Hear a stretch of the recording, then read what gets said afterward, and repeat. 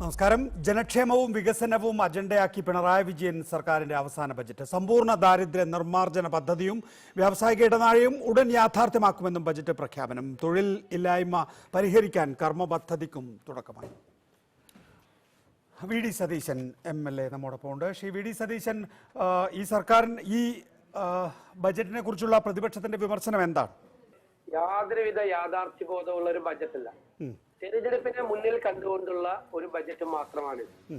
ഇദ്ദേഹം പ്രഖ്യാപിച്ച പദ്ധതികൾ, പരിപാടികൾ അവസാനത്തെ 5ാമത്തെ വർഷത്തിൽ തെരഞ്ഞെടുപ്പ് പ്രഖ്യാപിക്കാൻ 1 മാസം മാത്രം ബാക്കിയുള്ളപ്പോൾ മാത്രം പ്രഖ്യാപിക്കേണ്ട പരിപാടികളല്ല ഇത്. മാത്രമല്ല, ഈ തൊഴിൽ അവസരങ്ങളെല്ലാം ഉണ്ടാക്കും എന്നെല്ലാം പറഞ്ഞിരിക്കുന്നത് ഈ അവസാന സമയത്ത് ഏറ്റവും അജിറ്റേറ്റഡ് ആയിട്ടിരിക്കുന്ന ഒരു യുവജന സമൂഹത്തെ തൃപ്തിപ്പെടുത്തുന്നതിന് വേണ്ടി നമുക്ക് അടുക്കും ചിട്ടയോടുകൂടി പോകാം. Shri V D Satheesan, work near home എന്ന പദ്ധതിക്ക് ഇപ്പോൾ ധനമന്ത്രി ഡോക്ടർ ഐസക് പുതിയൊരു ദിശാബോധം നൽകിയിരിക്കുന്നു എന്നാണ് അദ്ദേഹത്തിന്റെ വാദം. എങ്ങനെയാണ് ആ പ്രൊജക്ടിനെ കാണുന്നത്?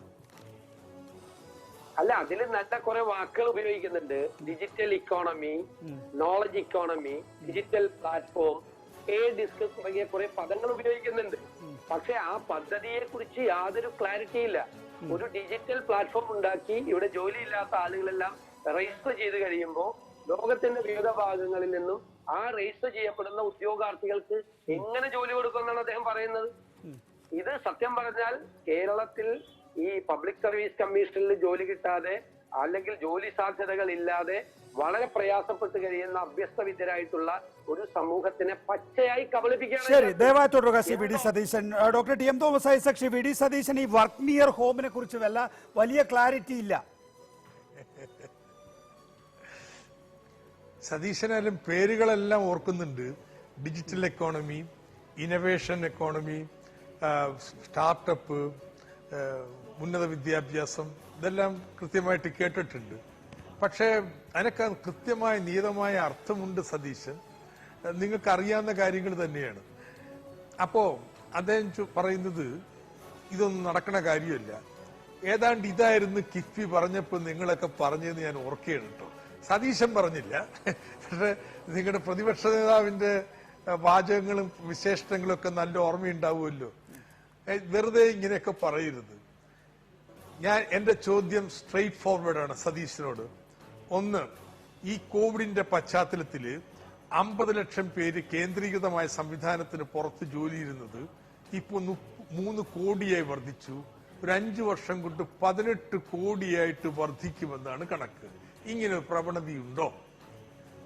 2, കേരളത്തിന് ഇന്ന് ഉള്ള വലിയൊരു അന്തർദേശീയ അംഗീകാരത്തിന്റെ പശ്ചാത്തലത്തില് നമ്മൾ ആദ്യം ഒരു ജോബ് പോർട്ടൽ കാര്യങ്ങൾ തയ്യാറാക്കി സ്കിൽ ട്രെയിനിങ് കൊടുത്ത് ആളുകളെ അവിടെ ലിസ്റ്റ് ചെയ്യുകയും ഇങ്ങനെയുള്ള എംപ്ലോയീസുമായിട്ടൊക്കെ തുടർച്ചയായിട്ട് ചർച്ചയും സംഭാഷണവും നടത്തുകയാണെങ്കിൽ ജോലി കൊടുക്കാൻ കഴിയില്ലേ? ഏതായാലും 18 കോടി ആൾക്കാർ വേണമല്ലോ. ഈ പുതിയ ഡിജിറ്റൽ എക്കോണമിയിൽ അവർക്ക് അവരുടെ നാട്ടിൽ വേണ്ട, ഇന്ന നാട്ടിൽ വേണ്ട, ഏത് നാട്ടിൽ നിന്നായാലും ഒരുപോലെ. എന്തുകൊണ്ട് നമുക്ക് പരിശ്രമിച്ചുകൂടാ? ഇത് പരിശ്രമിക്കാൻ വേണ്ടിയിട്ട് വെറുതെ പരിശ്രമിക്കുന്നല്ല പറഞ്ഞത്. അതിനുവേണ്ടിയുള്ള എക്കോസിസ്റ്റം, ഡിജിറ്റൽ എക്കോണമി, ഇന്നവേഷൻ, സ്റ്റാർട്ടപ്പുകള്, ഉന്നത വിദ്യാഭ്യാസ മേഖലയിൽ വരുത്തേണ്ട മാറ്റം, ഇതിനൊക്കെ വിശദമായിട്ട് പാക്കേജ് ആയിട്ടല്ലേ അവതരിപ്പിച്ചത്. വിമർശനങ്ങൾ വെക്കാം സതീശൻ, പക്ഷെ നിങ്ങൾക്ക് എങ്ങനെയാണ് ഇതിന് മുഴുവനും ഇങ്ങനെ അപഹസിക്കാൻ പറ്റുക? ശ്രീ വി ഡി സതീശൻ, ഞങ്ങൾ ആരും ഈ വാക്കുകളെയൊന്നും അപഹസിച്ചില്ല.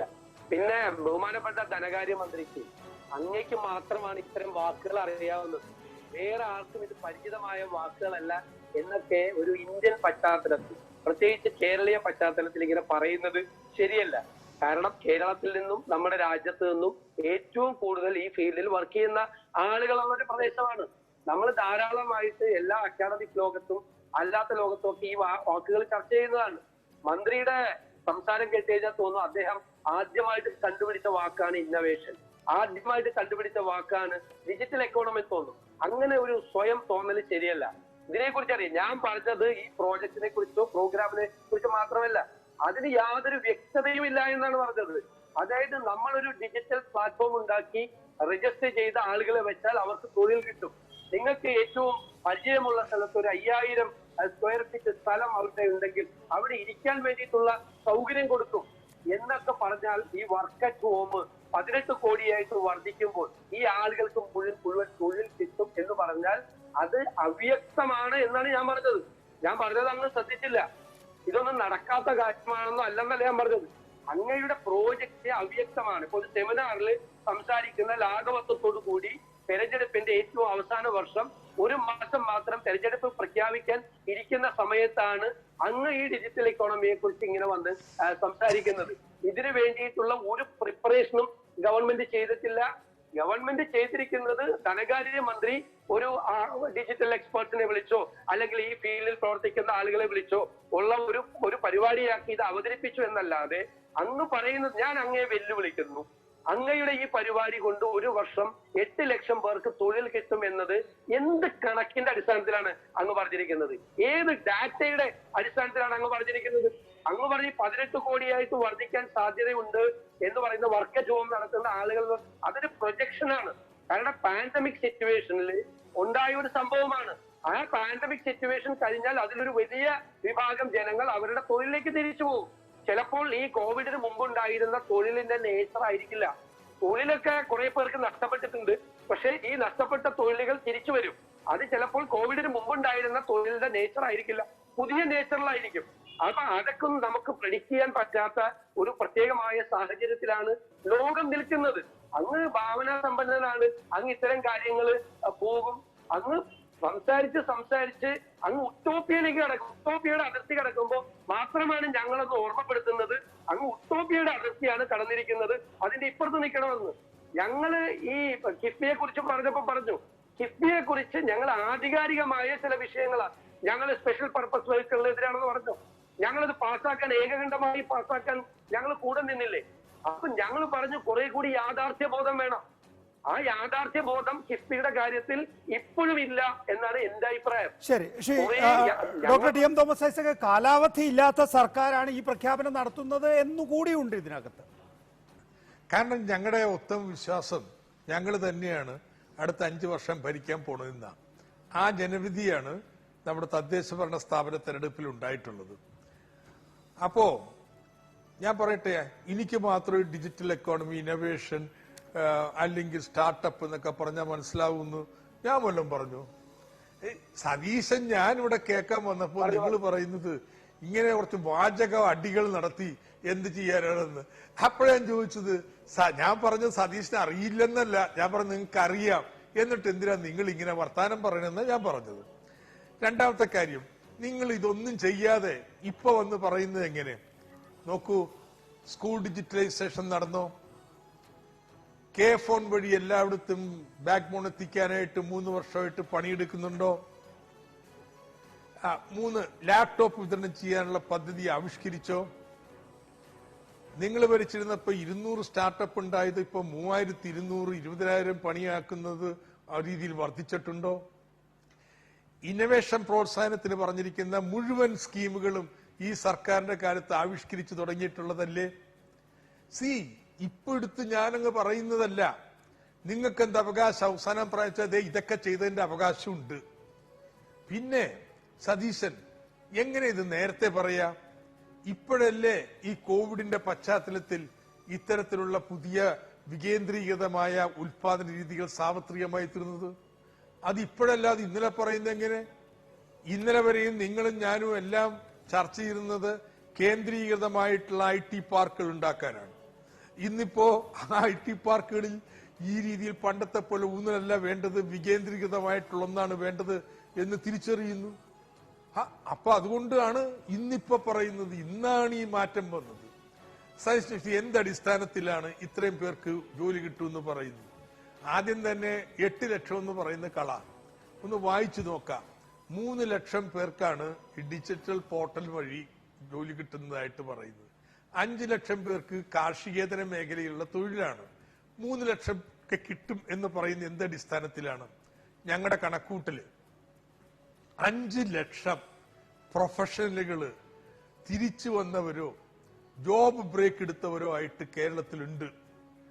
അതില് 3 ലക്ഷം പേർക്ക് അവർക്ക് സ്കില്ലിങ്ങും കാര്യങ്ങളും ആവശ്യമില്ല. അവർക്ക് നേരെ പോർട്ടലിൽ രജിസ്റ്റർ ചെയ്ത് അവർക്ക് ജോലി മേടിച്ചു കൊടുക്കുന്നതിന് വേണ്ടിയുള്ള പരിശ്രമങ്ങൾ ചെയ്യാം. ഇതിനാരാ ഉള്ളത്?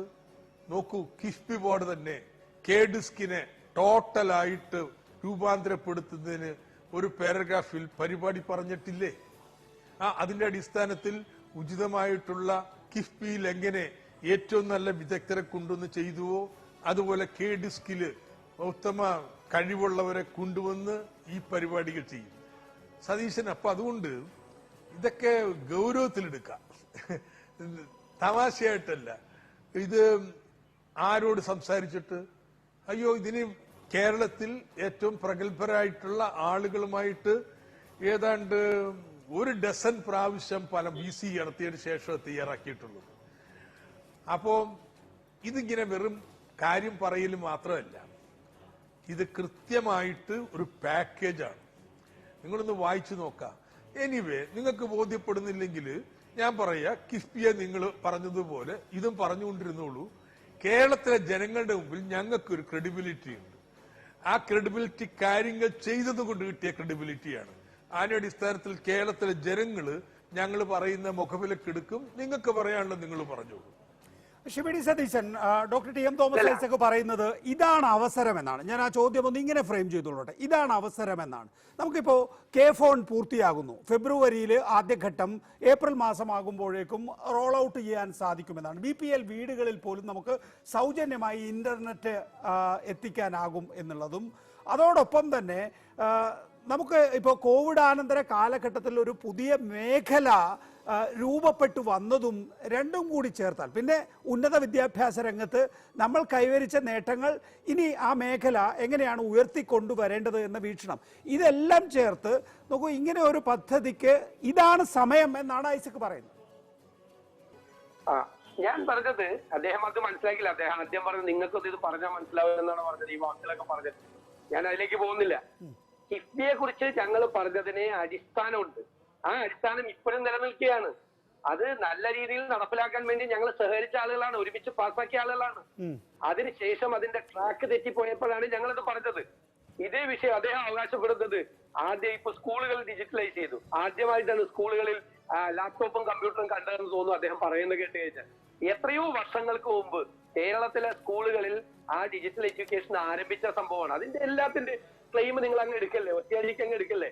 എത്രയോ വർഷം മുമ്പ് MLA ഫണ്ടിൽ നിന്നും MP-മാരുടെ ഫണ്ടിൽ നിന്നും എല്ലാം സ്കൂളുകളിൽ 1-ാം ക്ലാസ് മുതൽ 10-ാം ക്ലാസ് വരെ എത്രയോ വർഷങ്ങൾക്ക് മുമ്പ് തന്നെ ഈ ട്രെയിനിങ് കേരളത്തിൽ ആരംഭിച്ചതാണ്.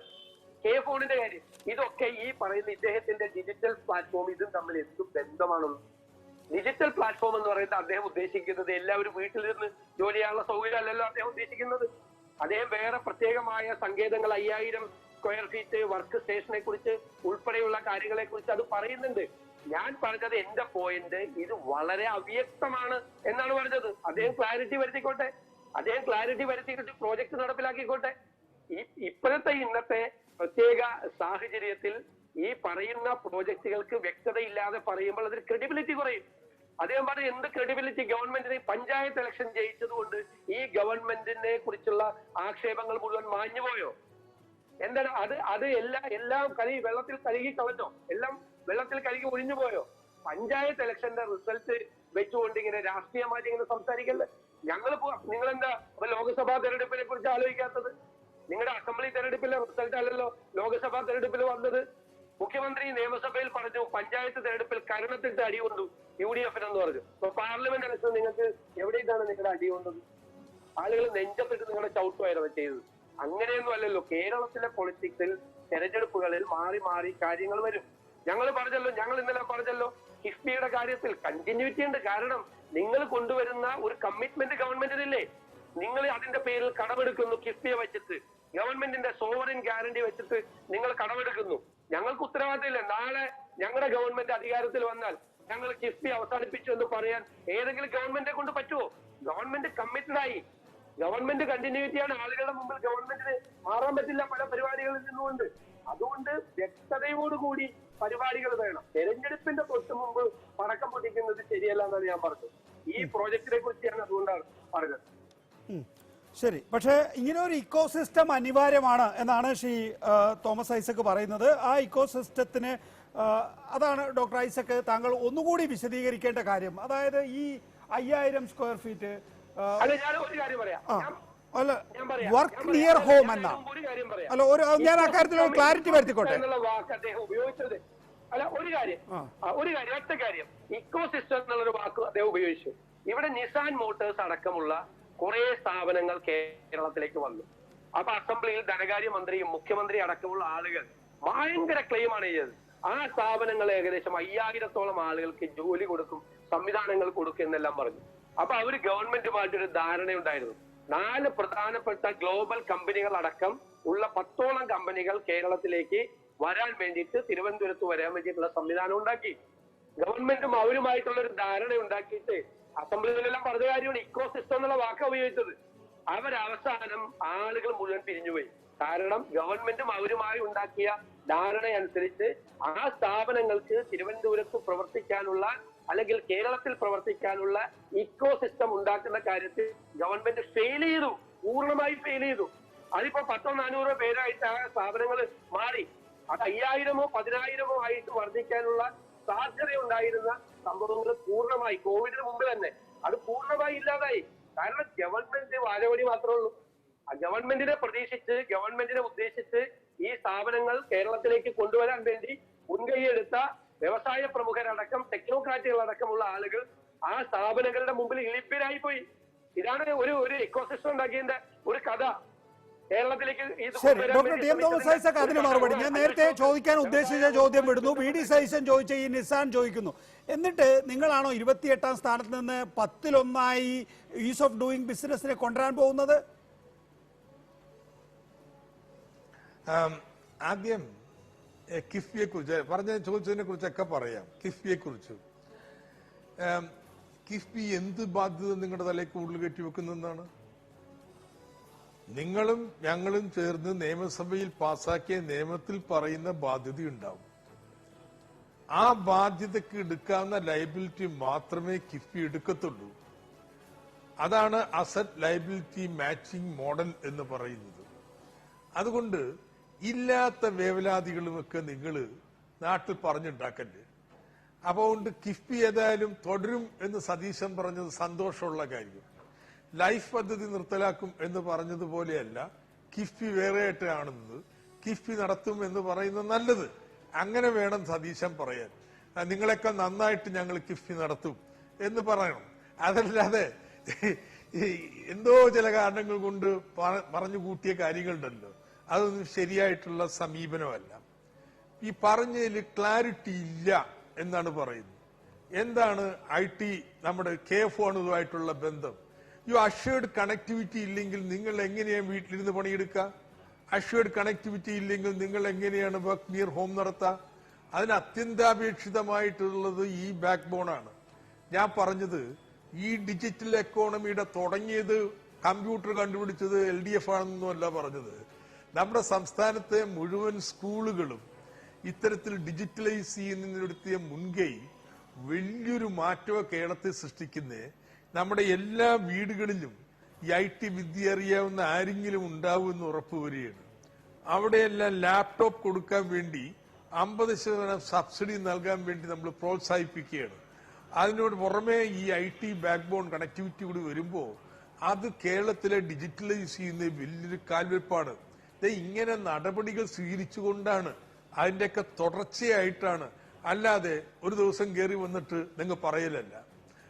ഇപ്പൊ പറയുന്നത് നിസാൻ വന്നിട്ട് നിസാൻ പോയത്, ഞാനെനിക്ക് ആ സിംഗുലർ കേസിനെ കുറിച്ച് പറയാൻ പറ്റത്തില്ല. ഞാൻ വേണമെങ്കിൽ അന്വേഷിച്ചിട്ട് പറയാം എന്താ നിസാൻ വന്നിട്ട് നിസാൻ പോയെന്നുള്ളത്. പോയോ ഇല്ലയെന്ന് എനിക്കറിയത്തില്ല. പക്ഷേ കേരളം ഈസ് ഓഫ് ഡൂയിങ് ബിസിനസ്സിൽ ഈ 10-1 മാറാൻ ശ്രമിക്കുന്നെങ്കിനെ കേരളേന്ദ്ര സർക്കാർ ഇപ്പൊ തന്നെ സമ്മതിച്ചിട്ടുണ്ട്.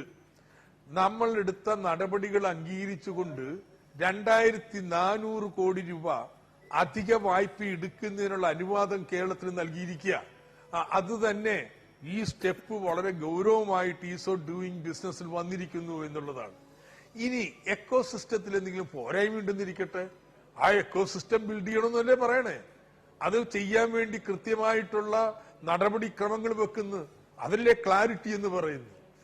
പക്ഷെ നിങ്ങൾ രാഷ്ട്രീയത്തിന്റെ തീവ്രം ബാധിച്ചിരിക്കുമ്പോൾ ഒന്നിനും ക്ലാരിറ്റി ഉണ്ടാവില്ല.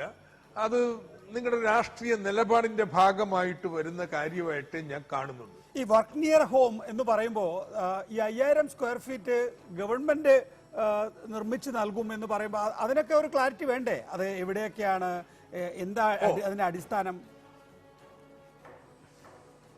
എന്താ ഈ പറഞ്ഞിരിക്കുന്ന കൃത്യമായ വാക്ക്? ബ്ലോക്ക് തലത്തിൽ, മുനിസിപ്പൽ തലത്തിൽ തദ്ദേശ ഭരണ സ്ഥാപനങ്ങൾ 5000 സ്ക്വയർ ഫീറ്റ് ഉള്ള ഒരു കെട്ടിട സൗകര്യം ലോങ് ടൈം ലീസിന് കണ്ടെത്തിയാൽ അത് വർക്ക് സ്റ്റേഷനാക്കി മാറ്റുന്നതിന് വേണ്ടി 20 കോടി രൂപ വകയിരുത്തിയിരിക്കുന്നു എന്നാണ്. അപ്പോ തദ്ദേശ ഭരണ സ്ഥാപനങ്ങളുടെ പാർട്ട്ണർഷിപ്പിലാക്കി നമ്മുടെ ഗൾഫിലുള്ള ഒരാളുടെ വലിയ വീട് മതിയാവും. 5000 സ്ക്വയർ ഫീറ്റ് ഉണ്ടെങ്കിൽ അത് കണ്ടുപിടിച്ച് ലീസ് അറേഞ്ച്മെന്റ് കഴിഞ്ഞാൽ സർക്കാർ വർക്ക് സ്റ്റേഷനായിട്ട് മാറ്റും. സർക്കാരിന്റെ ഇപ്പൊ തന്നെ ഒരു സ്കീമുണ്ട്. റിസോർട്ടുകളും മറ്റും കോവിഡ് കാലത്ത് വർക്ക് സ്റ്റേഷനാക്കി മാറ്റാൻ വേണ്ടി ഒരു സ്കീം ഉണ്ടായിരുന്നു. ആ സ്കീമിന്റെ ചൂട് പിടിച്ചിട്ടാണ് ഈ 5000 സ്ക്വയർ ഫീറ്റിന്റെ പറയുന്നത്. അതുകൊണ്ട് അതിന് ക്ലാരിറ്റി കുറവൊന്നുമില്ല. പക്ഷേ ഇത് പ്രായോഗികമായിട്ട് നടപ്പാക്കുന്നതിനെ കുറിച്ച് ഇനിയുള്ള മാസങ്ങളിൽ നമ്മൾ നടപടി സ്വീകരിക്കും. തിരുത്തേണ്ട കാര്യങ്ങൾ തിരുത്തി മുന്നോട്ട് കൊണ്ടുപോകും. പക്ഷെ സതീശൻ അപ്രീഷിയേറ്റ് ചെയ്യേണ്ട കാര്യം എന്താ വെച്ച് കഴിഞ്ഞാൽ, ഇങ്ങനൊരു സാധ്യതയുണ്ട് എന്ന് മനസ്സിലാക്കുന്നു, അതിലേക്ക് ഇടപെടുന്നതിന് തീരുമാനിക്കുന്നു, അതിനൊരു പദ്ധതി രൂപം നൽകുന്നു. സതീശന് അത് വെറും വാചകവടിയായിട്ട് തോന്നിയാലും കേരളത്തില് ഒട്ടനവധി ആളുകൾക്ക് ഇത് വാചകവടിയായിട്ട് തോന്നത്തില്ല. ഞാൻ ഇടയ്ക്ക് വെച്ച് ജോലി അവസാനിപ്പിച്ച ഒരാളാണെങ്കിൽ, ഒരു യോഗ്യനായ ആളാണെങ്കിൽ, എനിക്ക് വിദ്യാഭ്യാസ യോഗ്യത ഉണ്ട് എങ്കിൽ ഞാൻ കെ ഡിസ്കിനോട് പറഞ്ഞാൽ മതിയോ എനിക്കൊരു ജോലി വേണമെന്ന്? നിങ്ങൾക്ക് രജിസ്റ്റർ ചെയ്യാനുള്ള ആപ്ലിക്കേഷൻ ഫോം ഉണ്ടാവും. നിങ്ങൾ രജിസ്റ്റർ ചെയ്യണം. ഓൺലൈനായിട്ട് ചെയ്യാം. കെ ഡിസ്ക് നിങ്ങളുടെ യോഗ്യതകൾ പരിശോധിക്കും. കെ ഡിസ്ക് അല്ലെങ്കിൽ അത് ഉണ്ടാക്കുന്ന സംവിധാനം, അതിന്റെ അടിസ്ഥാനത്തിൽ പോർട്ടലിൽ നിങ്ങളുടെ പേര് വരും. വീട്ടിലിരിക്കുന്ന ഒത്തിരി പേരുണ്ട്. ഞാൻ പറഞ്ഞില്ലേ, ഒരു 5 ലക്ഷം സ്ത്രീകളെങ്കിലും ഇത്തരത്തിൽ പ്രൊഫഷണൽ ജോലികളിൽ നിന്ന് ബ്രേക്ക് ചെയ്തിരിക്കുന്നതായിട്ടാണ് ഞങ്ങളുടെ പ്രാഥമിക കണക്ക്. വേണമെങ്കിൽ 1 ലക്ഷം അങ്ങോട്ടും ഇങ്ങോട്ടും മാറ്റിക്കോളൂ. അവരെ സമീപിക്കുന്നതിന് വേണ്ടിയിട്ട് കുടുംബശ്രീയുടെ പ്രത്യേക ഒരു സബ്മിഷൻ വെക്കുന്നുണ്ട്. അതിൽ ഫുൾ ടൈം ആയിട്ടുള്ള ഇന്റേൺസിനെയും മറ്റും എടുത്ത് സമീപിക്കും. ആലുമിനി അസോസിയേഷൻസ്, വിമൻസ് കോളേജുകളുടെയും മറ്റും വിളിച്ചു കൂട്ടാനുള്ള പരിപാടിയുണ്ട്. അതിന്റെ അടിസ്ഥാനത്തിൽ ഇങ്ങനെയുള്ള യുവതികളെ ഐഡന്റിഫൈ ചെയ്യും, ബന്ധപ്പെടും. അവർക്ക് അത്യാവശ്യം റീസ്കില്ലിംഗ് വേണമെങ്കിൽ റീസ്കില്ല് ചെയ്യും, ഡിജിറ്റൽ പ്ലാറ്റ്ഫോമിൽ കൊണ്ടുവരും. ഈ കെ ഡിസ്ക് ആണോ റീസ്കില്ല് ചെയ്യുന്നത്? കെ ഡിസ്ക് ഇതിനെ ഏകോപിപ്പിക്കും. കെ ഡിസ്ക് ഇനി പുതിയ ഉണ്ടാക്കലല്ല. എത്രയോ ഏജൻസികൾ സ്കില്ലിങ്ങിന് ICT അക്കാഡമി ഉണ്ട്, അസാപ്പ് ഉണ്ട്, കേസ് ഉണ്ട്. പിന്നെ ഇത്ര പ്രാധാന്യമില്ലാത്ത മറ്റ് ഏജൻസികൾ, നമ്മുടെ എഞ്ചിനീയറിംഗ് കോളേജുകളുണ്ട്.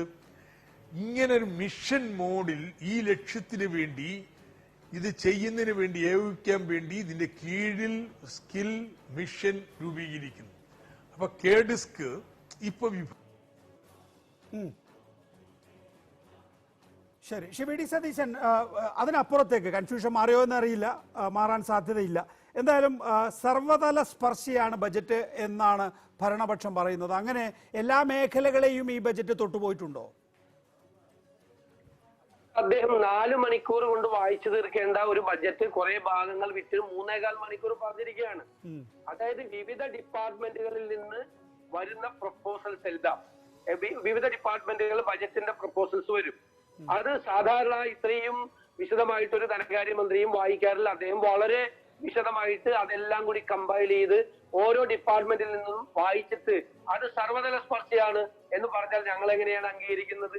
ഞാൻ പറയുന്നത്, ബജറ്റിനെ സംബന്ധിച്ചിടത്തോളം ബജറ്റ് എപ്പോഴും നമ്മളെ നിലവിലുള്ള സംസ്ഥാനത്തിന്റെ സാമ്പത്തിക സ്ഥിതി, ധനസ്ഥിതിയെ കൂടി കണക്കാക്കിയിട്ട് വേണം ചെയ്യാൻ വേണ്ടി. അദ്ദേഹം പറഞ്ഞ കാര്യങ്ങൾ നിരന്തരമായി ആവർത്തിച്ചുകൊണ്ടിരിക്കുന്ന ആളാണ്. ക്രെഡിബിലിറ്റി എന്നുള്ളൊരു വാക്ക് പറഞ്ഞു. എന്നു മുതലാണ് വയനാട് പാക്കേജ്, ഇടുക്കി പാക്കേജ്, തീരദേശ പാക്കേജ് എന്ന് നിരന്തരമായി അദ്ദേഹം ബജറ്റുകളിൽ ആവർത്തിക്കുന്നത്? ഈ ബജറ്റിൽ അദ്ദേഹം പറഞ്ഞിട്ടുണ്ട് ഇതൊന്നും പ്രാവർത്തികമായിട്ടില്ല. അപ്പൊ അദ്ദേഹത്തിന്റെ കഴിഞ്ഞ 5 ബജറ്റുകൾ പരിശോധിച്ചാൽ പ്രാവർത്തികമായ പദ്ധതികളെ ഇരട്ടിയുണ്ട്, പ്രാവർത്തികമാകാത്ത, തുടങ്ങുക പോലും ചെയ്യാത്ത പദ്ധതികൾ. അദ്ദേഹം ഇപ്പൊ കിഫ്ബിയുടെ കാര്യം പറഞ്ഞു. കിഫ്ബി തുടങ്ങിയപ്പോൾ എന്റെ നിയോജക മണ്ഡലത്തിലേക്ക് ഒരു 52 കോടി രൂപയുടെ പദ്ധതി തന്നതാണ്. ഞാൻ കഴിഞ്ഞ 3 കൊല്ലമായി ഒരു വളരെ സീനിയർ ആയിട്ടുള്ള ഒരു ജനപ്രതിനിധി എന്നുള്ള നിലയിൽ എന്ന് ഞാൻ പറയാൻ കാര്യം ഉദ്യോഗസ്ഥന്മാരെയൊക്കെ പരിചയവും ബന്ധമൊക്കെ ഉള്ള ഒരാളാണ് ഞാൻ. ഒരു പുതിയ MLA അല്ല, 4ാമത്തെ ടേം പൂർത്തിയാക്കുന്ന ഒരാളാണ് ഞാൻ. തലകുത്തി നിന്നിട്ട് ഈ കിഫ്ബിയിൽ നിന്ന് 3 കൊല്ലക്കാലം മുമ്പ് എനിക്ക് അനുവദിച്ച് കിട്ടിയ ഒരു പദ്ധതിയുടെ ടെക്നിക്കൽ സാങ്ഷൻ അല്ലെങ്കിൽ അതിന്റെ ഡിസൈൻ പോലും തരാൻ പറ്റിയിട്ടില്ല. ഞാൻ പിന്നെ കിഫ്ബിയെ ഞാൻ പൊക്കി പറയണത് എന്തിനാ? അദ്ദേഹം പറഞ്ഞത് 2021-22 ആകുമ്പോ 15,000 കോടി രൂപ പാക്കേജ് ആവുമെന്നാണ്. ആദ്യം 50,000 കോടി പറഞ്ഞു, പിന്നെ 65,000 കോടി പറഞ്ഞു, ഇപ്പൊ ഒരു 15,000 കോടി രൂപയുടെ പാക്കേജ് കൂടി അദ്ദേഹം പ്രഖ്യാപിച്ചു. അപ്പൊ പ്രഖ്യാപനങ്ങൾക്കൊന്നും ഒരു കുറവില്ല. ഞാൻ പറഞ്ഞ 3 കൊല്ലം കൊണ്ട് സാധാരണ PWDക്ക് ഒരു വർഷം ഒരു പാലത്തിന് ഒരു 5 കോടി രൂപ അനുവദിച്ചാൽ അടുത്ത വർഷമെങ്കിലും അതിന്റെ AS ഉം TS ഉം കിട്ടി അതിന്റെ തറക്കല്ലിടാൻ പറ്റിയത് 3 കൊല്ലമായിട്ട് ഓടാൻ പറ്റിയിട്ടില്ല. ഞാൻ എന്റെ അനുഭവം ഞാൻ പറഞ്ഞാണ്. അതുപോലെയുള്ള ധാരാളം പരിപാടികളിൽ പദ്ധതികൾ പ്രഖ്യാപിക്കും. ഇതൊന്നുമുള്ള സാമ്പത്തിക സ്ഥിതിയില്ല. പിന്നെ ആദ്യം വന്ന് പ്രഖ്യാപിച്ചത് എന്താ? ഞങ്ങളെ പരിഹസിച്ചുകൊണ്ടാണ് ആദ്യത്തെ ബഡ്ജറ്റ് ഫസ്റ്റ് ബഡ്ജറ്റ് 2016 അതായത് നിങ്ങളുടെ നികുതി പിരിവ് വളരെ മോശമായിരുന്നു. നികുതി പിരിവ്. വൈറ്റ് പേപ്പറൊക്കെ എല്ലാം അദ്ദേഹം ഇറക്കി. ഞങ്ങളിതാ നോക്കിക്കോ, നിങ്ങൾ നോക്കിക്കോ, 30% ഞങ്ങൾ നികുതി വരുമാനത്തിന്റെ വർധനവ് ഉണ്ടാക്കാൻ പോകുന്നതെന്ന് അദ്ദേഹം ഭരിച്ച ഏതെങ്കിലും 5 വർഷത്തിൽ, ഇപ്പൊ വേണമെങ്കിൽ കോവിഡ് ഉണ്ടായി, ഈ വർഷം ഞാൻ വിടുന്നു, ഏതെങ്കിലും വർഷത്തിൽ ഈ നികുതി വർധനവ് ഉണ്ടാക്കാൻ അദ്ദേഹത്തിന് കഴിഞ്ഞോ? അപ്പൊ നികുതി വർധനവ് ഉണ്ടാക്കുന്ന കാര്യത്തിൽ പരാജയപ്പെട്ടു. നികുതി കഴിഞ്ഞ കുടിശ്ശിക പിരിച്ചെടുക്കുന്ന കാര്യത്തിൽ ദയനീയമായി പരാജയപ്പെട്ടു.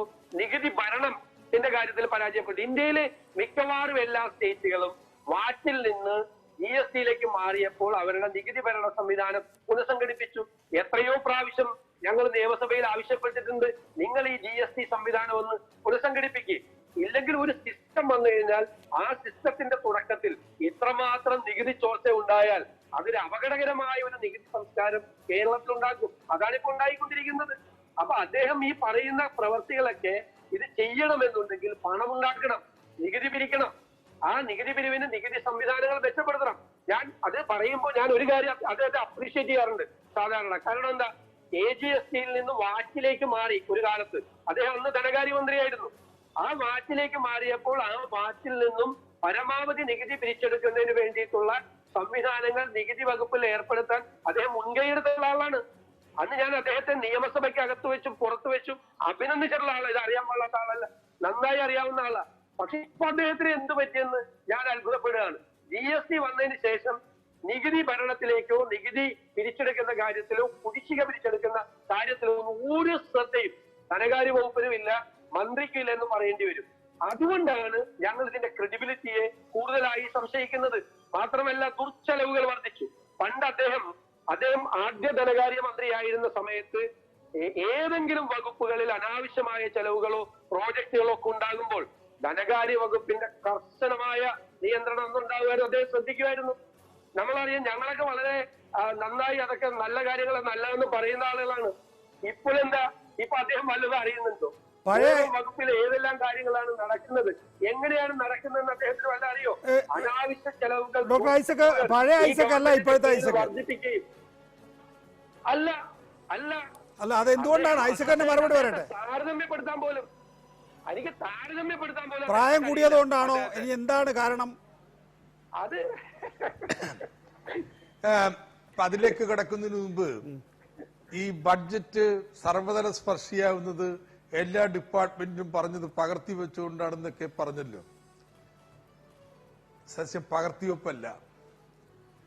ഈ ബഡ്ജറ്റിലെ പ്രധാനപ്പെട്ട 3 കാര്യങ്ങള്: 1 അഭ്യസ്ത വിദ്യരുടെ തൊഴിലില്ലായ്മ, 2 മറ്റുള്ള ഉപജീവന തൊഴിലുകൾ, 3 ദാരിദ്ര്യ നിർമ്മാർജ്ജനം.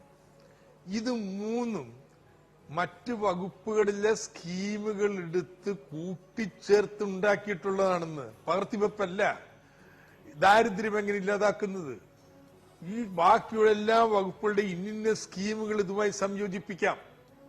നിങ്ങളുടെ ഡിജിറ്റൽ സ്കിൽ ട്രെയിനിങ്, ഏതെല്ലാം വകുപ്പുകളുടെ ഏതെല്ലാം സ്കീമുകൾ വരാം. ഇത് ഇങ്ങനെ ശുചിത്വമായാലും നീർത്തട പദ്ധതിയായാലും ഈ ബഡ്ജറ്റിന്റെ പ്രത്യേകത പകർത്തിവെപ്പല്ല. സതീശൻ, നിങ്ങളൊന്നും കൂടി വായിച്ചു നോക്ക്. ഇതെല്ലാം എങ്ങനെയാണ് ഇന്റഗ്രേറ്റ് ചെയ്യാം വകുപ്പുകൾക്ക് അതീതമായിട്ട്. എന്നുള്ള പരിശ്രമമാണ് ചെയ്യുന്നത്. ഇനി രണ്ടാമത്തെ കാര്യം സതീശൻ പറഞ്ഞത് GST വരുമാനം വർദ്ധിപ്പിക്കുന്നതിന് കഴിഞ്ഞിട്ടില്ല. ഇന്ത്യ രാജ്യത്ത് മുഴുവനുള്ള സ്ഥിതി ഇതാണെന്ന്. ഇന്ത്യ രാജ്യത്ത് അത്യപൂർവം സംസ്ഥാനങ്ങൾ ഒഴികെ ബാക്കി എല്ലാ സംസ്ഥാനങ്ങളും കോമ്പൻസേഷനിലാണെന്ന്. കേരളം എന്തുകൊണ്ട് കോമ്പൻസേഷനിൽ വീണ്ടും കിടക്കുന്നു? എന്തുകൊണ്ട് വാറ്റിൽ നിന്ന് നമ്മൾ മാറി? നിങ്ങളതൊക്കെ പറഞ്ഞു പോട്ടെ. എന്താ GSTയുടെ പ്രശ്നം? GST നടപ്പാക്കുന്നതിന് ചില അടിസ്ഥാനപരമായിട്ടുള്ള പോരായ്മകൾ കേന്ദ്ര സർക്കാരിന്റെ നടത്തിപ്പിൽ വന്നു. നിങ്ങൾക്ക് അതിനെക്കുറിച്ച്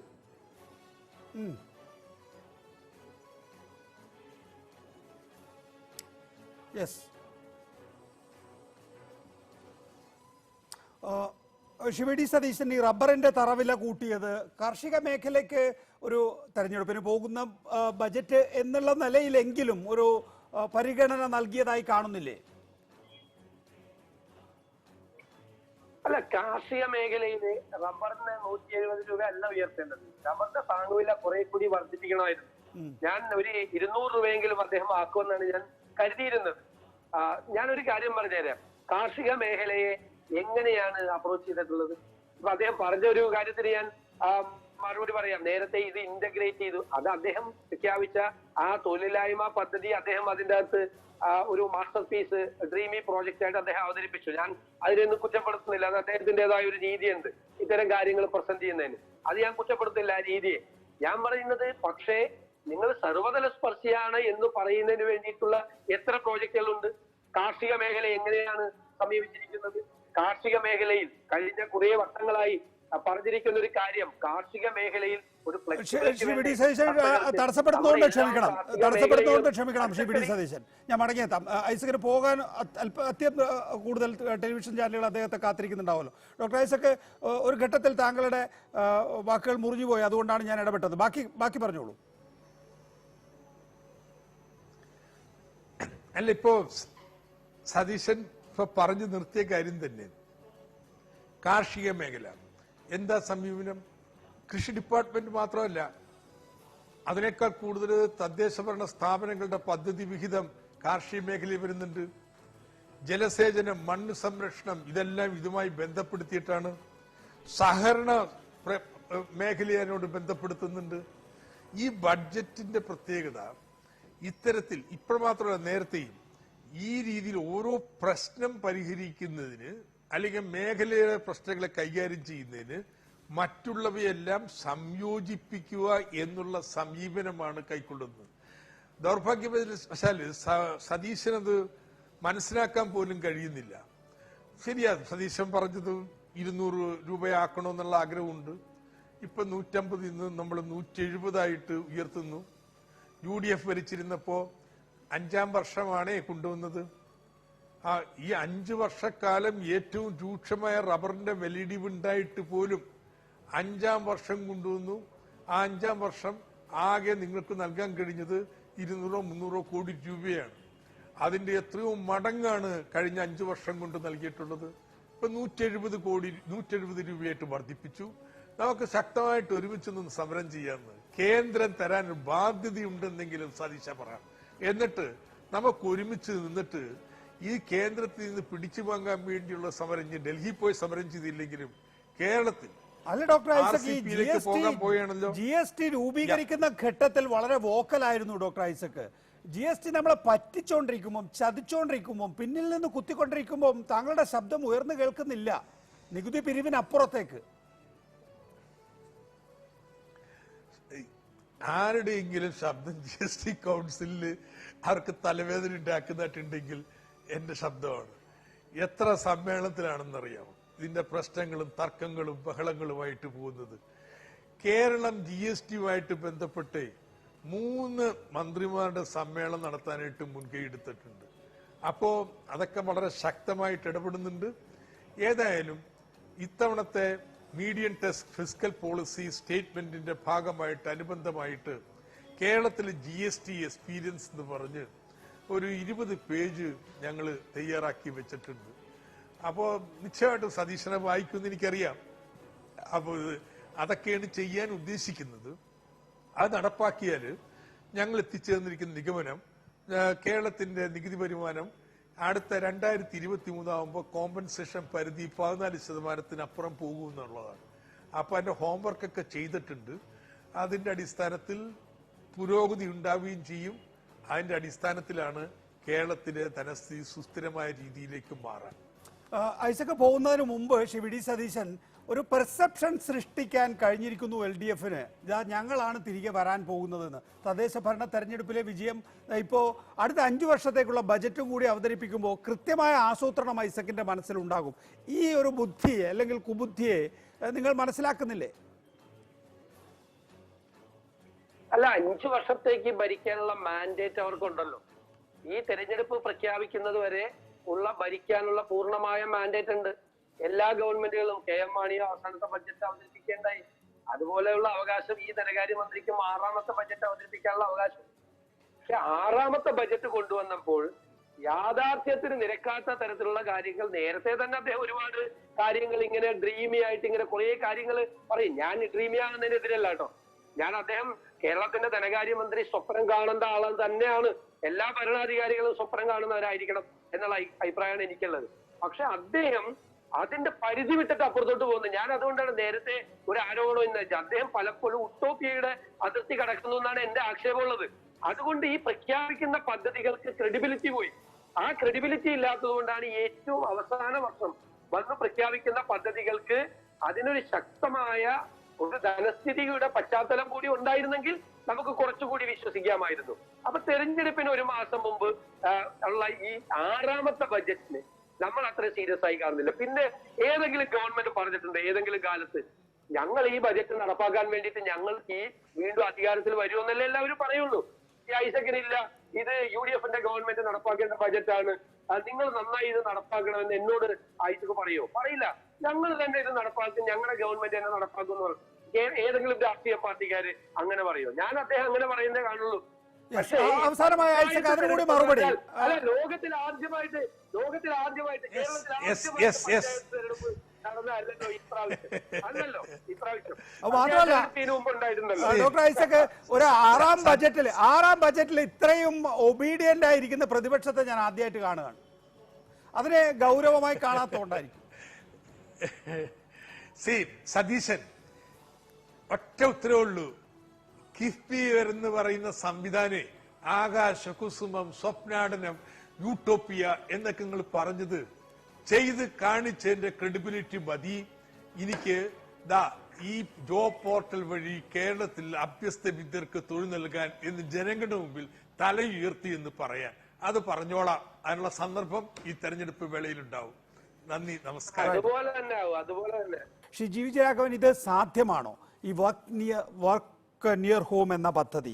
അതായത് ഇപ്പോൾ നമ്മൾ ടെക്നോ പാർക്കൊക്കെ തുടങ്ങുന്നത് കേന്ദ്രീകൃതമായിട്ടുള്ള ഒരു IT സംരംഭമാണ് എങ്കിൽ ഇത് വികേന്ദ്രീകൃതമാക്കുകയാണ്. ആ കാലഘട്ടത്തിലാണോ നമ്മളിപ്പോൾ നിൽക്കുന്നത് ശ്രീ ജി വിജയരാഘവൻ? കുറെയൊക്കെ പ്രാക്ടിക്കലാണ്. പക്ഷെ ഇതിലുള്ള ഒരു കുറെ പ്രാക്ടിക്കലാണ്, കുറെ കാര്യങ്ങൾ നടക്കും. പക്ഷേ ഇന്ന് പറഞ്ഞിരിക്കുന്നത് ബ്ലോക്ക് തലത്തിലും മുനിസിപ്പൽ തലത്തിലും അത് ചെയ്യുമെന്ന് പറയുന്നത് നമുക്ക് കുറെ വർഷങ്ങൾക്ക് മുൻപ് ഈ പഞ്ചായത്തുകളിൽ നമ്മൾ ടെക്നോ ലോഡ്ജുകൾ എന്ന് പറഞ്ഞ് തുടങ്ങി. ഒരുപാട് പൈസ അതിനു വേണ്ടി ചെലവാക്കി. അത് നടന്നില്ല. കാരണം the end of the day there is a community required to do this work. അപ്പൊ ഈ വർക്ക് ഫ്രം ഹോം എന്നുള്ള ഇത് കുറെ തുടരുമെന്നുണ്ടെങ്കിലും ശരിക്കും പറയുന്നത് നമ്മൾ ഉദ്ദേശിക്കുന്ന ലെവലിലേക്ക് വരില്ല. പല കമ്പനികളും നേരത്തെ 25%, 50% വർക്ക് ഫ്രം ഹോം ആയിരിക്കുമെന്ന് പറയുമ്പോൾ ആ കമ്പനികൾ പിന്നെ അവർക്കൊരു ലോക്കൽ ഫെസിലിറ്റിയുടെ ആവശ്യം വരുന്നില്ല. അതുകൊണ്ട് കുറെ നടക്കുമായിരിക്കും. ശരിക്കും പറഞ്ഞാൽ നമ്മള് പുറം രാജ്യങ്ങളിൽ ബിസിനസ് സെന്റേഴ്സ് എന്ന് പറയും. ആ ബിസിനസ് സെന്ററിൽ ഒരാളിന് ഒരു കോൺഫറൻസ് കോൾ വേണം, അന്ന് അവിടെ പോയി യൂട്ടിലൈസ് ചെയ്യുക. അപ്പൊ അയാൾ ആ ഒരു 2 മണിക്കൂറോ 3 മണിക്കൂറത്തേക്ക് ഓഫീസ് ഫെസിലിറ്റിക്ക് പേ ചെയ്യുക. അല്ലാതെ ആറ്റിങ്ങിലുള്ള ഒരാളോ അല്ലെങ്കിൽ നെടുമങ്ങാടുള്ള ഒരാളോ അവര് ആ ഓഫീസിൽ പോയിട്ട് അത് അവരുടെ ഈ 5000 സ്ക്വയർ ഫുട്ട് സ്ഥലത്ത് അവരുടെ ഓഫീസ് സെറ്റപ്പ് ചെയ്യുമെന്ന് പറയുന്നത് പ്രാക്ടിക്കൽ അല്ല. പക്ഷെ ഇതൊരു ഷെയർഡ് സർവീസ് ആയിട്ട് കുറെ നടക്കാം. പക്ഷെ ഒരു ഈ പറയുന്ന ലെവലിലേക്കൊക്കെ ബ്ലോക്ക് ലെവലിൽ എന്ന് പറഞ്ഞാൽ കേരളത്തില് അങ്ങനെ ഒരു അവസരമുണ്ടോ ശ്രീ ജി വിജയരാഘവൻ? ഇപ്പോ മന്ത്രി പറയുന്നത് തൊഴിൽ ഘടന തന്നെ പൊളിച്ചെഴുതാനുള്ള സമയമായിരിക്കുന്നു എന്നാണ്. അപ്പോൾ ലോകമാകമാനം ഇത്രയധികം തൊഴിലവസരങ്ങളുണ്ട്, നമ്മൾ ഇനി അങ്ങോട്ടേക്ക് പോകേണ്ടതില്ല എന്നാണ് കോവിഡ് അനന്തര ലോകം തെളിയിക്കുന്നത്. നമുക്ക് നമ്മുടെ വീട്ടിലിരുന്നോ അല്ലെങ്കിൽ നമ്മുടെ വീട്ടിനടുത്തിരുന്നോ നമുക്ക് ആ തൊഴിൽ ചെയ്യാൻ കഴിയുന്ന സംസ്കാരം രൂപപ്പെട്ടിരിക്കുന്നു. അങ്ങനെ തൊഴിലവസരങ്ങൾ ഉണ്ടോ ലോകത്ത് പലയിടത്തായി? നമ്മൾ അതിന് ഈ പറയുന്ന ചില സ്കിൽ പരിശീലനങ്ങൾ നൽകിയാൽ ആ തൊഴിലിന് നമ്മൾ അർഹരാവുകയാണോ? നമ്മൾ ഉന്നത വിദ്യാഭ്യാസമുള്ള ആളാണെങ്കിൽ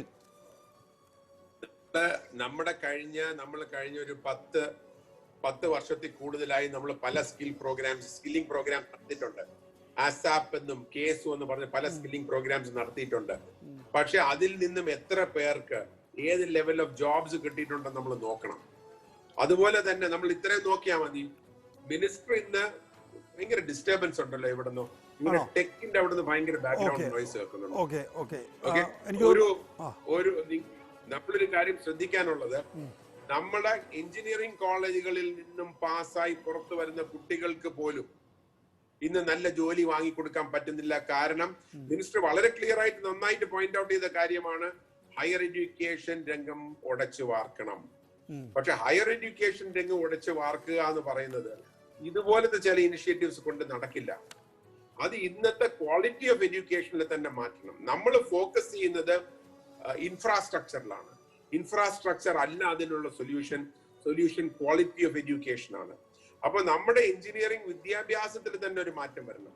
നമ്മുടെ സർവകലാശാലകൾ പ്രവർത്തിക്കുന്ന രീതിയിലും ആ സർവകലാശാലകളിൽ നടത്തുന്ന കോഴ്സുകളും അത് പഠിപ്പിക്കുന്ന അധ്യാപകരുടെ സ്റ്റാൻഡേർഡും എല്ലാം മാറ്റം വരണം.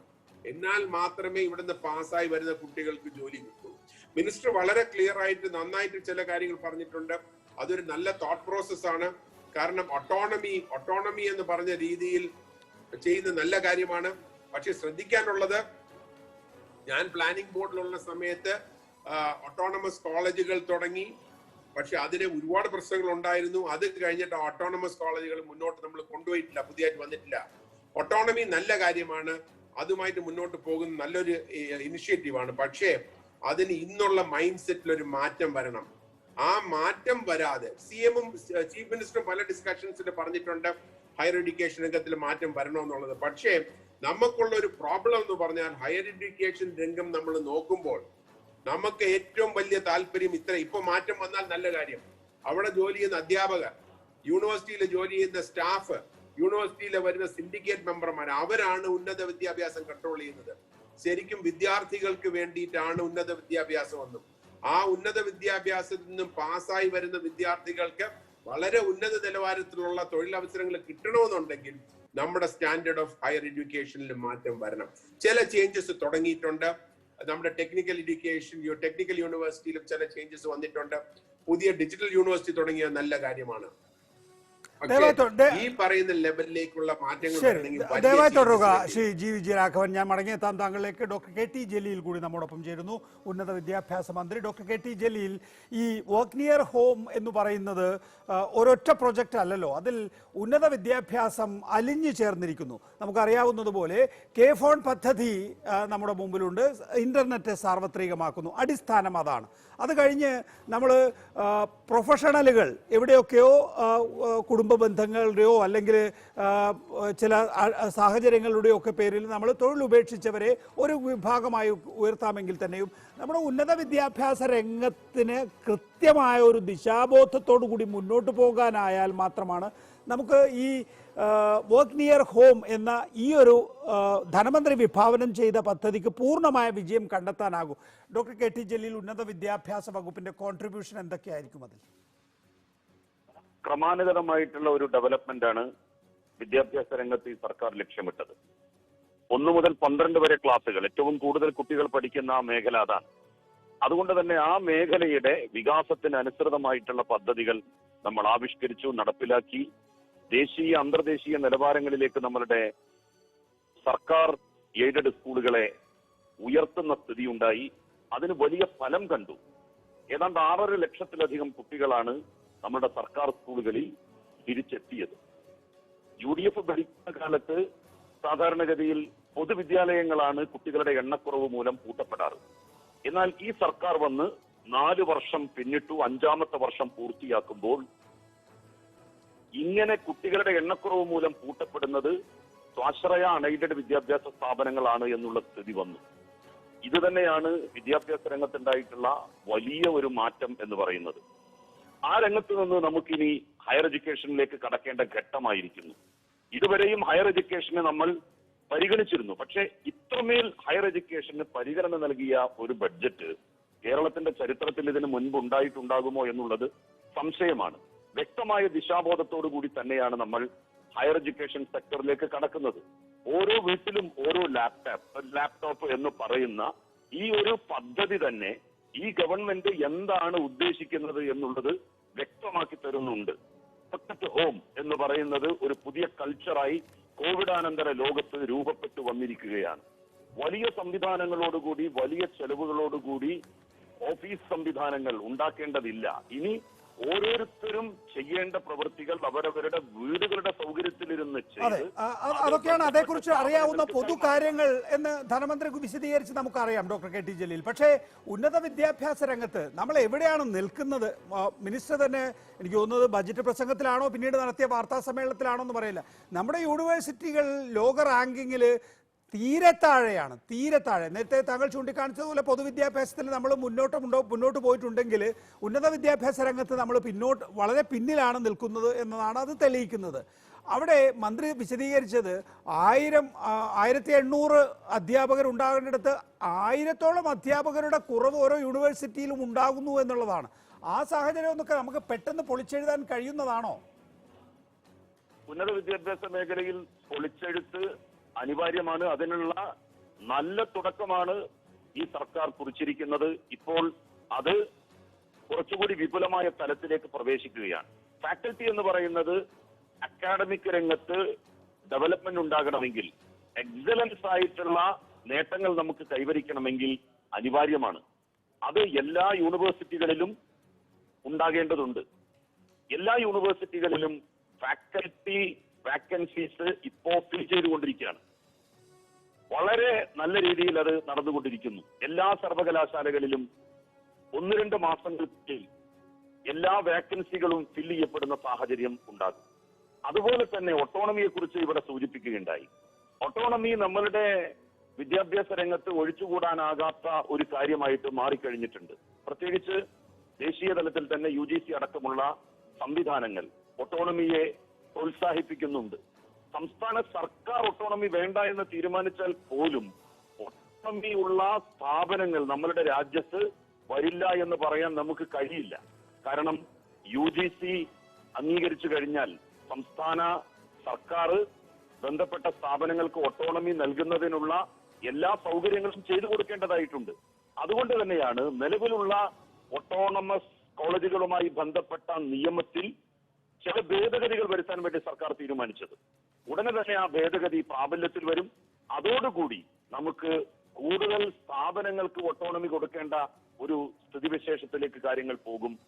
ഓട്ടോണമി സ്ഥാപനങ്ങൾക്ക് നൽകുകയും അവയുടെ സ്റ്റാൻഡേർഡ് സർവകലാശാലകൾ നിലനിർത്തി പോകുന്നുണ്ടോ എന്ന് സൂക്ഷ്മമായി പരിശോധിക്കുകയും ചെയ്തുകൊണ്ടുള്ള ഒരു സംവിധാനമാണ് നമ്മളുടെ നാട്ടിൽ വരാൻ വേണ്ടി പോകുന്നത്.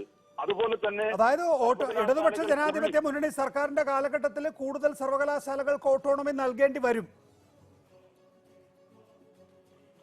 ഓട്ടോണമസ് സ്വഭാവത്തോടു കൂടിയിട്ടുള്ള സ്ഥാപനങ്ങൾ നമ്മളുടെ സംസ്ഥാനത്ത് വരേണ്ടതുണ്ട്.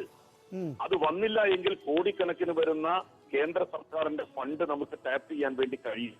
അതുകൊണ്ടാണ് ഈ ഗവൺമെന്റ് നിലവിലുള്ള ഓട്ടോണമിയുമായി ബന്ധപ്പെട്ട നിയമത്തിൽ ചില ന്യൂനതകൾ, അപാകതകൾ വിദ്യാഭ്യാസ വിചക്ഷണന്മാരും ഹയർ എഡ്യൂക്കേഷൻ കൗൺസിലും ചൂണ്ടിക്കാണിച്ചതിന്റെ അടിസ്ഥാനത്തിൽ അത് ഭേദഗതി ചെയ്ത് ആ ന്യൂനതകൾ പരിഹരിച്ച് ആ നിയമത്തെ കൂടുതൽ കാലാനുസൃതവും സോഷ്യലിസ്റ്റിക്കുമായിട്ട് മാറ്റാൻ വേണ്ടിയിട്ട് ശ്രമിച്ചിട്ടുള്ളത്. ശരി, ഇത് ജി വിജയരാഘവൻ, ഇതൊരു തുടക്കമായിട്ടെങ്കിലും നമുക്ക് കണ്ടുകൂടെ? നമുക്കറിയാം ഈ സർക്കാരിന്റെ കാലത്ത് ഈ പദ്ധതി ഒന്നും നടപ്പിലാക്കാനുള്ള സമയം എന്തായാലും ഇല്ല എന്നുള്ളതാണ്. അടുത്ത 5 വർഷത്തെ രൂപരേഖ എന്നുള്ള നിലയിലാണ് doctor T M Thomas Isaac ഇത് അവതരിപ്പിച്ചിരിക്കുന്നത്.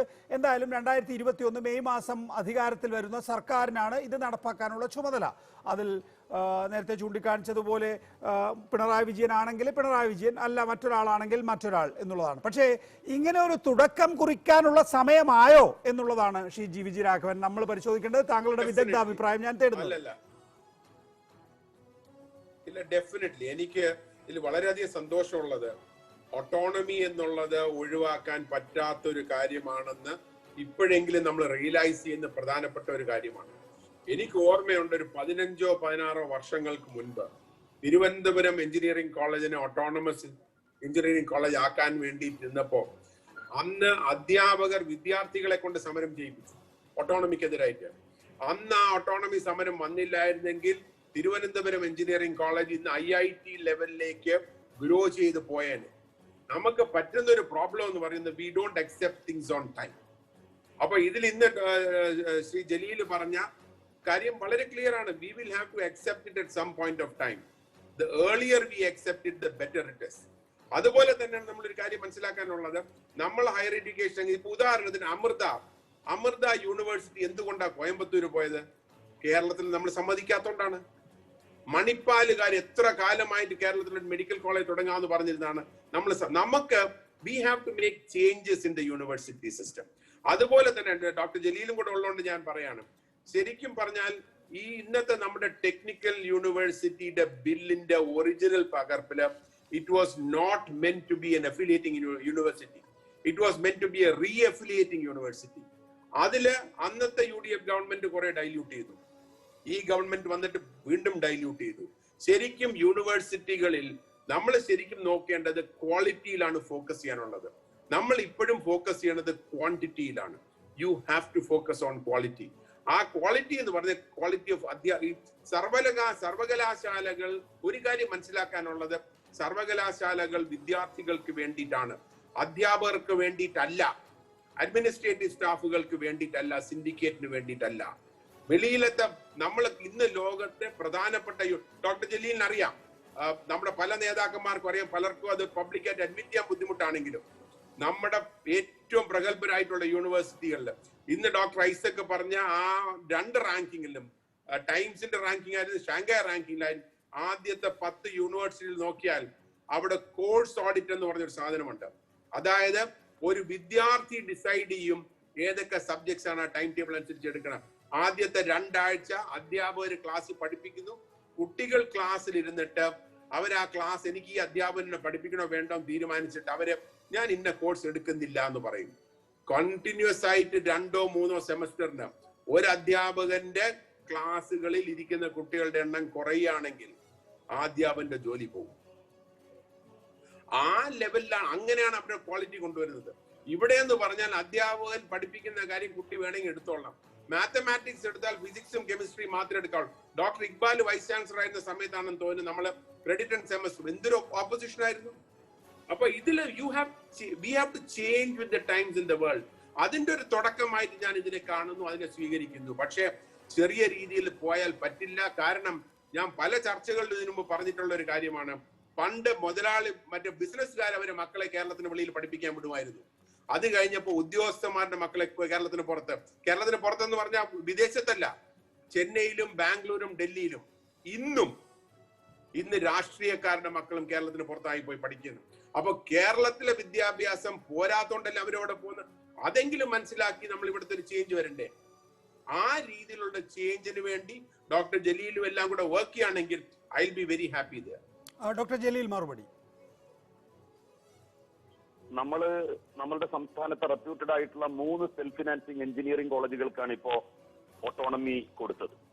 3 self financing reputed engineering college. അവര് അതിഗംഭീരമായിട്ട് നടക്കുന്ന കോളേജുകളാണ്, നല്ല റിസൾട്ട് ഉള്ള കോളേജുകളാണ്. നമ്മളുടെ സംസ്ഥാനത്തിന് ഭാവിയിൽ ഈ ഓട്ടോണമി കൊടുത്തു എന്നുള്ളത് കൊണ്ട് മാത്രം നല്ല റിസൾട്ട് ഉണ്ടാകാൻ വേണ്ടി അത് നമുക്ക് ഉണ്ടാക്കി തരുന്ന സ്ഥാപനങ്ങളാണത്. അപ്പൊ ഓട്ടോണമിയോട് അങ്ങനെ ഒരു നയം സർക്കാരിന് ഇല്ല. ഒരു ചിറ്റമ്മ നയം ഓട്ടോണമസ് സംവിധാനത്തോട് ഇല്ല. ഓട്ടോണമി സംവിധാനം കുറച്ചുകൂടി ശ്രീ ജി വിജയരാഘവൻ പറഞ്ഞ ചെറിയ തോതിൽ ചെയ്താൽ പോരാ എന്നാണ്, ഒന്ന് ഉടച്ചു വാർക്കണം എന്നാണ്. ഞാൻ പറയുന്നത് ഇതില് ഡോക്ടർ ജലീലിന് മനസ്സിലാവുമല്ലോ, ചെറിയ ചേഞ്ചസ് പോരാ. It has to be an exponential change. നല്ല ഞാൻ പറയാം, നല്ല എഞ്ചിനീയറിംഗ് കോളേജ് അല്ലാത്തത് പൂട്ടട്ടെ.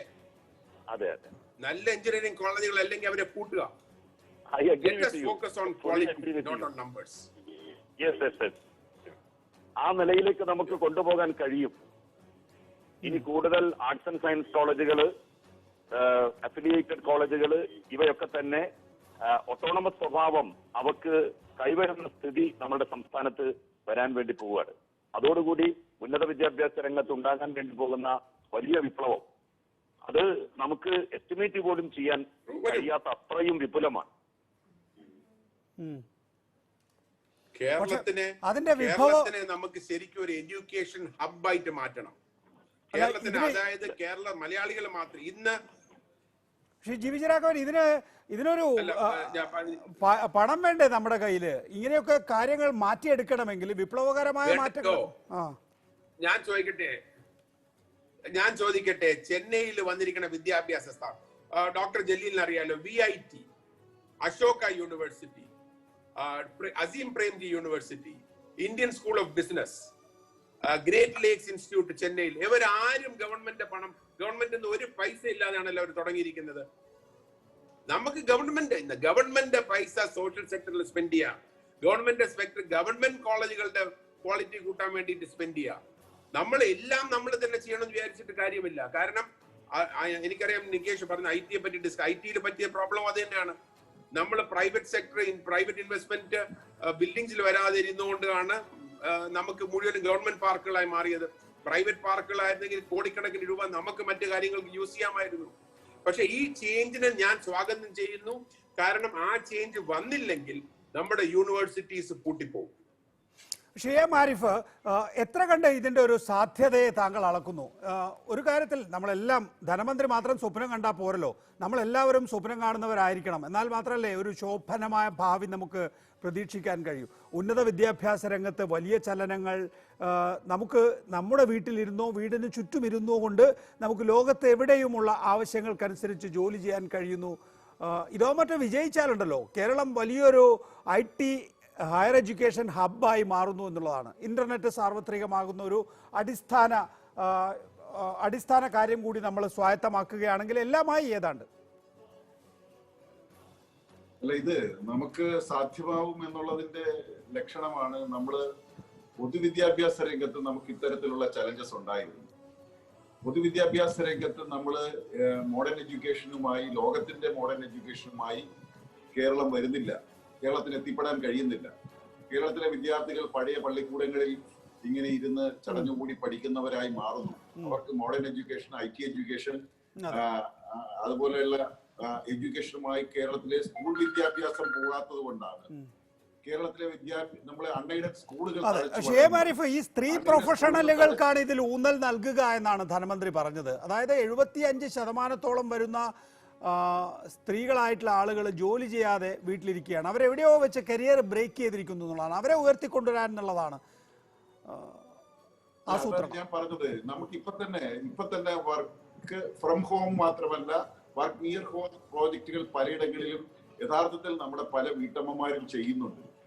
പലയിടങ്ങളിൽ നിന്ന് അവര് പലതരത്തിലുള്ള ഇത്തരത്തിലുള്ള IT സംവിധാനങ്ങൾ ഉപയോഗിച്ച് പല വീടുകളിലും ഇരുന്ന് പല അസൈൻമെന്റുകളും ഏറ്റെടുത്ത് അവർ ചെയ്യുന്നതായി നമുക്ക് കാണാൻ കഴിയും.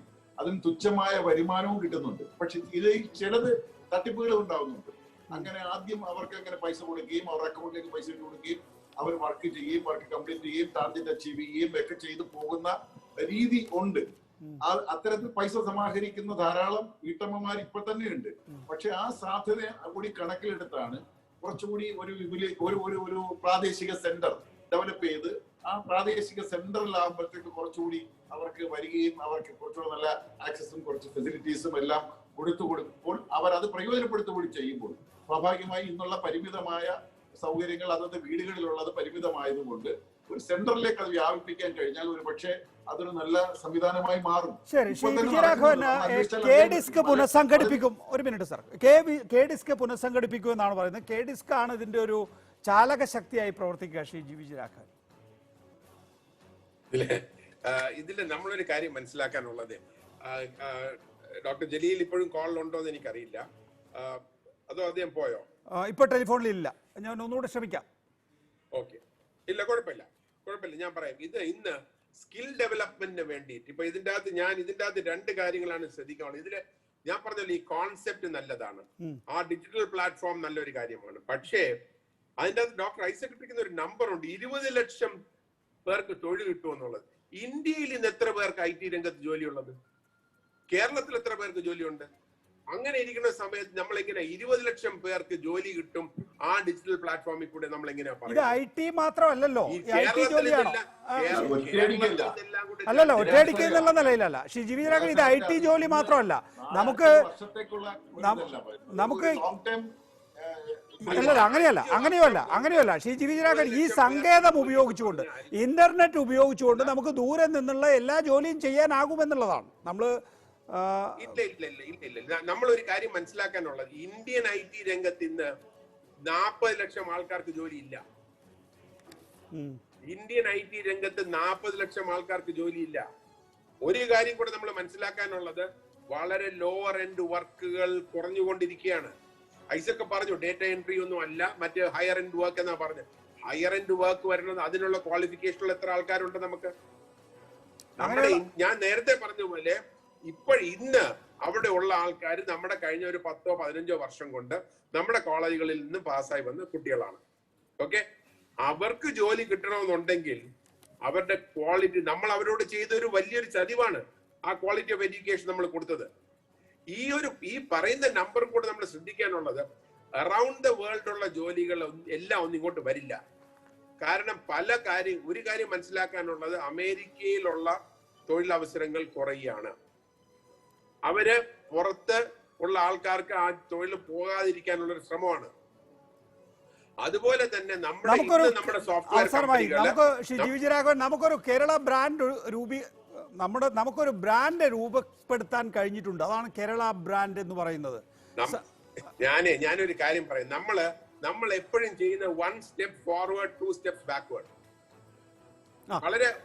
കെ ടി ജലീൽ ചർച്ചയിലേക്ക് വന്നിട്ടുണ്ട്. ശ്രീ ജി വിജയരാഘവൻ എന്തോ താങ്കൾക്ക് ജലീലിനോട് പറയാനുണ്ടെന്ന് പറഞ്ഞിരുന്നു.